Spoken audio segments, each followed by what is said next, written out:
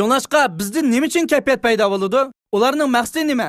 Bizning badanimizda kayfiyatga nisbatan ikki xil sistem bo'ladi. Birinchisi mukofotlash sistemasi, ikkinchisi jazolash sistemasi. Biz o'zimizning qoida mizonlarimizga ergashmaganda, o'lchamlarimiz bilan hayot kechirmaganimizda biz albatta o'zimizga azob elib kelamiz. Shu sababdan to'g'ri yo'lga qaytish uchun azoblanishning oldini olamiz. Biroq meningcha passiv kayfiyat intayin kuchli bo'lgan aktiv maqsadga yetakchilik qiladi.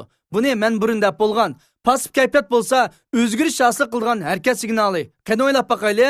Agar siz qo'rqish kayfiyatini his qilsangiz, bu xil kayfiyatdan o'zingizni elib qochirmay, u sizga bergan signalga diqqat qiling. Hamda uni ishilting. Qo'rqishning harakat signali bo'lsa, kelgusida yuz bermoqchi bo'lgan ishlarga tayyor turing deganlikdir. Bu bir qimmatli uchur. Biz bunday kayfiyatni inkor qilsak bo'lmaydi.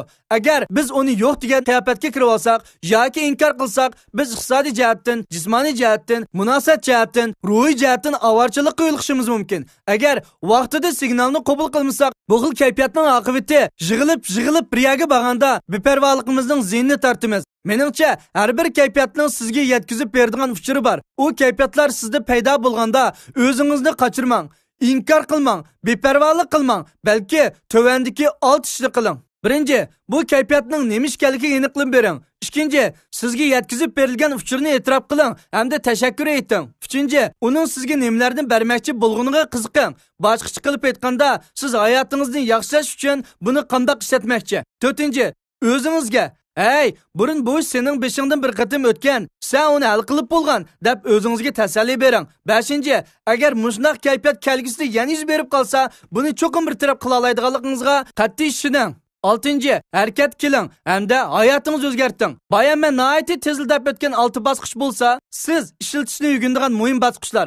Bu bosqichlar qanday his qilganligingizni o'zgartirish uchun emas, balki yana qanday his qilganligingizni ishlatishdir. Garchi passiv kayfiyat bo'lsa-mu, hayotimizni yaxshi qilish uchundir. İnsanlarning passiv kayfiyatini tasvirlaydigan millionlagan usullar bor. Masalan, zerikish, tanholik, umidsizlik, bexatarlik, achchiq qayg'u, taqatsizlik, terkish, o'kinish, tushkunish, qimmat yo'q, hurmatlanmagan, masxir qilish qatorliqlar. O'xshashlar aktiv taraflardan tasvirlaydigan millionlagan usullar bor. Masalan, xushallik, muhabbat, muvaffaqiyat, mo'llik, tug'ib qo'shish, jonliqlik, ijodchanlik, kuch-qudrat, ta'sirchanlik, mo'jiza, qiziqish, go'zallik, hurmat, samimiylik, butunlay ishonch, ish qilib tugatga olmaydi.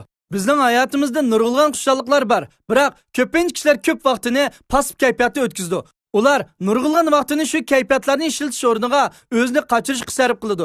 Undaqda, garchi passiv kayfiyatlarning millionlagan turlari bo'lsa-mu, biz uni 10 turga yig'inchoqlaylik. Birinchi, rohatsizlanish kayfiyati. Bu xil kayfiyat kuchli emas, biroq sizni yanada bearam qiladi. Masalan, zerikish his qilish, taqatsizlanish, xotirjamsizlanish, o'ng'aysizlanish qatorliqlar. İkinci, qo'rqish. Bu ansirash, tashvishlanish qatorliqlarni o'z ichiga oladi. Uchinchi, azob. Bu yo'qotishdan kelib chiqadi. To'rtinchisi, achchiqlanish. Bu g'azab, nafrat qatorliqlarni o'z ichiga oladi. Beshinchisi, mag'lub bo'lish. Bu xil hissiyot to'sqinlikdan kelib chiqadi. Oltinchisi, umidsizlanish. Sizni qayg'u soladigan har qanday ishdan kelib chiqadi.